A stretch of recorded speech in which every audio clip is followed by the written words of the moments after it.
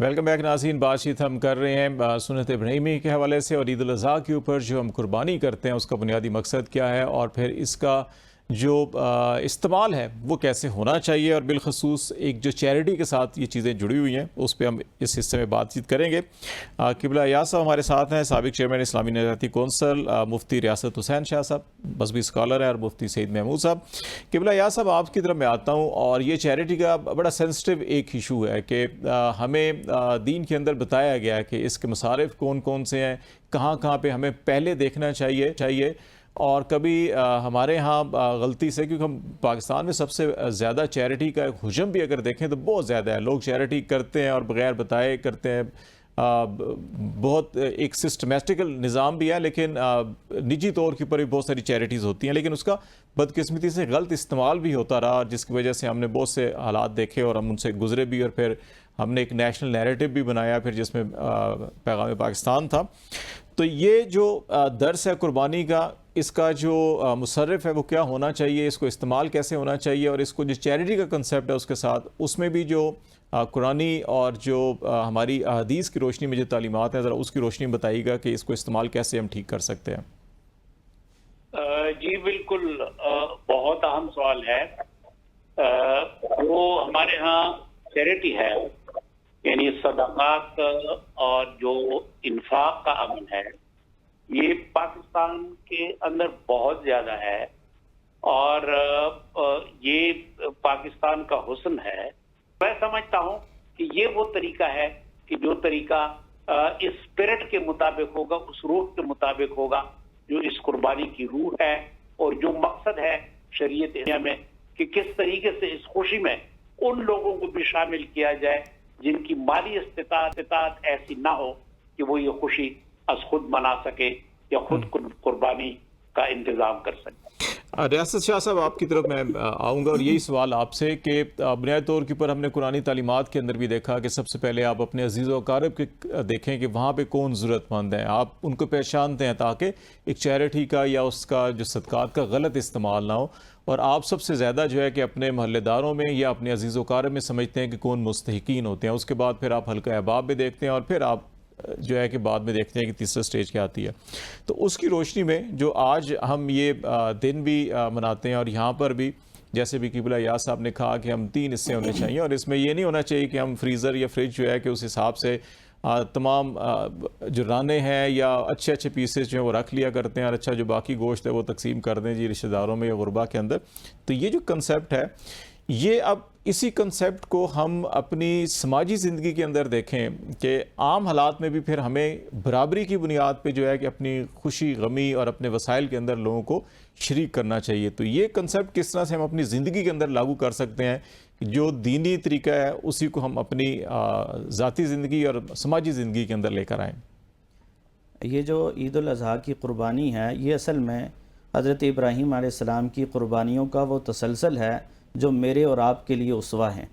अल्लाह ताला कुरान मजीद में हज़रत इब्राहीम अलैहिस्सलाम के हवाले से फ़रमाते हैं कि वो और उनके साथी तुम्हारे लिए क़ुदवा हैं, नमूना हैं, आइडियल हैं। तो बात जैसे हमने उसके गोश्त को तकसीम करना है, कुरान मजीद में अल्लाह ताला ने इसका हुक्म भी दिया है, फ़कुलू मिन्हा व अतइमुल क़ानिअ वल मुअतर, कि तुम इससे ख़ुद भी खाओ और दूसरों को भी खिलाओ। तो फ़ुक़हा ने इसके 3 हिस्से बनाने के हवाले से इस तरह ज़िक्र किया है कि कुलू मिन्हा यानी उससे खा भी लो, तो एक हिस्सा अपने लिए रख लें, एक हिस्सा तकसीम कर दें फ़ुक़रा में, और एक हिस्सा जो है वो आपके रिश्तेदारों में जो आपके हक़दार हैं उनमें तकसीम कर दिया जाए। ये एक अलग से बात है। लेकिन अल्लाह के रसूल सल्लल्लाहु अलैहि वसल्लम ने हज्जतुल वदा के मौका पर 100 ऊँट नहर किए थे, और 100 ऊँट जो आपने नहर किए हैं उनमें से आपने कहा कि हर ऊँट में से थोड़ा थोड़ा गोश्त एक ही हंडिया में डालकर पका लिया गया। आपने वो शोरबा भी नोश फरमाया और जो गोश्त था वो भी तनावल फरमाया, और बाकी सारे का सारा आपने तकसीम कर दिया। ये नहीं कहा आपने कि यहाँ जो मेरे रिश्तेदार हैं वो एक ऊँट वो ले लें, एक फ़लाँ ले ले, एक फ़लाँ ले ले, बल्कि आपने वो सारे का सारा गोश्त जो है वो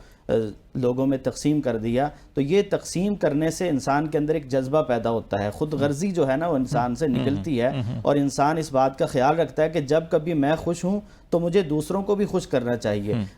حتیٰ کہ اللہ کے رسول نے تو یہاں تک فرمایا اذا طبختم مرقۃ فاکثر ماءھا، کہ جب آپ گھر میں گوشت پکائیں نا، ویسے عام روٹین میں بھی گھر میں، تو فرمایا کہ اس میں شوربہ ذرا زیادہ ڈال لیں اور اپنے پڑوسیوں کا خیال رکھیں۔ تو یہ تو ایسا خاص موقع ہے کہ جس میں ہم نے دوسروں کو شریک کرنا ہی کرنا ہے، لیکن ہم بدقسمتی سے اس کے گھر گوشت بھیجتے ہیں قربانی کا بھی جس نے ہمارے گھر بھیجنا ہوتا ہے، اور ہم اس کے گھر زیادہ بھیجتے ہیں جو ہمارے گھر زیادہ بھیجتا ہے، اور جو نہیں بھیجنے والا اس کو ہم نہیں بھیجتے۔ اور یہ بھی ہے کہ عہدہ منصب دیکھ کے جس کے ساتھ ہمارے کوئی نہ کوئی کاروباری معاملات یا کہیں نہ کہیں ہمارے کو مالی مفادات ہوں، وہاں بھی ہم زیادہ جو ہے کہ وہ گفٹ کے طور کے اوپر دے رہے ہوتے ہیں rather than کہ ان ڈیزرونگ لوگوں کو جہاں پہ مستحقین کو پہنچانا چاہیے۔ یہ اس کا بیسک کنسیپٹ ہے آپ کے خیال کے اندر۔ مفتی سعید صاحب آپ کی طرف میں آؤں گا کہ اسی بات کو لے کر کہ یہ اکٹھا کرنے کا دن نہیں ہے کہ ہم اپنوں میں ہی ان کو جو صاحب استطاعت ہیں انہی کے ساتھ ہم اپنی کرنی چاہیے، سب کے ساتھ خوشیاں اور شراکت داری کرنی چاہیے، اپنے وسائل کے اندر سب کو شامل کرنا چاہیے حصے کے اندر، لیکن زیادہ ڈیزرو وہاں پر ہے کہ جہاں جن کو ضرورت ہے اس چیز کی۔ تو یہ جذبہ ہمارے یہاں آپ سمجھتے ہیں کہ کہیں کم ہوا ہے اور اس کو دوبارہ سے اجاگر کرنے کی ضرورت ہے؟ یہ بالکل یقیناً جناب اس کو اجاگر کرنے کی ضرورت ہے، اور میں یہ سمجھتا ہوں کہ یہ علماء کا حق ہے اس میں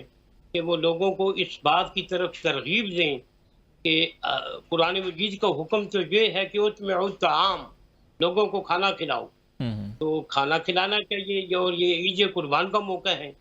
اس میں وہ لوگ جو آگے 2-2 4-4 قربانیاں کر رہے ہیں جانوروں کی، ان کے گھروں میں گوشت تو بھیج دیتے ہیں، لیکن جو غریب مسکین اور یتیم لوگ ہیں وہ دیکھتے کہ دیکھتے رہ جاتے ہیں۔ چاہیے تو یہ کہ یہ لنگر ابراہیمی ہر کوئی کھائے، ہر کسی کے حصے میں یہ جائے، تو یہ اس بات کا اہتمام کرنا چاہیے کہ جو غریب ہیں، مسکین ہیں، یتیم ہیں، ان لوگوں تک یہ گوشت قربانی کا یہ زیادہ سے زیادہ تقسیم ہو، تاکہ پتہ نہیں زندگی میں سال بھر کو وہ گوشت کھاتے ہیں کہ نہیں کھاتے ہیں، ان کے حالات کیسے ہیں، لیکن کم از کم یہ عید کا موقع ہے، اس میں ہر ایک وہ شخص جو ایسی نعمت سے دور ہے یا محروم ہے،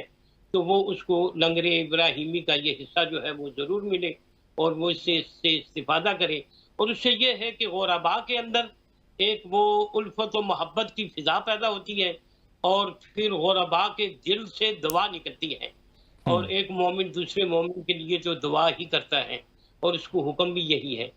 تو یہ زیادہ سے زیادہ کرنی چاہیے، اور ہم علماء کا یہ حق ہے کہ وہ اس طرف لوگوں کو ترغیب دلائیں، اپنی مقتدیوں سے کہیں کہ صرف امیر گھرانوں تک اس گوشت کو محدود نہ رکھیں، بلکہ غرباء میں یہ تقسیم کریں۔ اچھا، ایک بڑا اہم پہلو ہے جس پہ ہم ایک چھوٹی سی بریک لیتے ہیں، بریک کے بعد اس کے اوپر ہم بات کریں گے، کوشش کریں گے کہ جو سماجی مساوات کا معاملہ ہے کہ ہم اپنے وسائل در کس طرح سے تمام وہ طبقات جو کہ کسی نہ کسی وجہ سے پیچھے رہ گئے ان کو شریک کر سکتے ہیں، اور دوسرا جو قربانی کا بنیادی مقصد ہوتا ہے کہ ہم اس کے اندر اثار کر رہے ہوتے ہیں، ہم اس کے اندر دے رہے ہوتے ہیں، لیکن بدقسمتی سے ان تہوار کے اوپر بھی وہی اشیاء جو عام حالات کے اندر جس قیمت پہ مل رہی ہوتی ہیں وہ کئی گنا زیادہ قیمت کے اوپر فروخت ہونا شروع ہو جاتی ہیں۔ معاشری طلب و رسد کا ایک اصول تو اپنی جگہ، لیکن یہ جو ہمارا دینی فریضہ تھا کہ ہم نے خوشیوں میں شریک کرنا ہے اور مفت چیزیں بانٹنی ہیں، ہم انہی چیزوں کی قیمتیں کیوں 100-200 گنا بڑھا دیتے ہیں؟ اس مسئلے پہ بھی ہم بات کریں گے، بریک کے بعد ہمارے ساتھ رہیے گا جی۔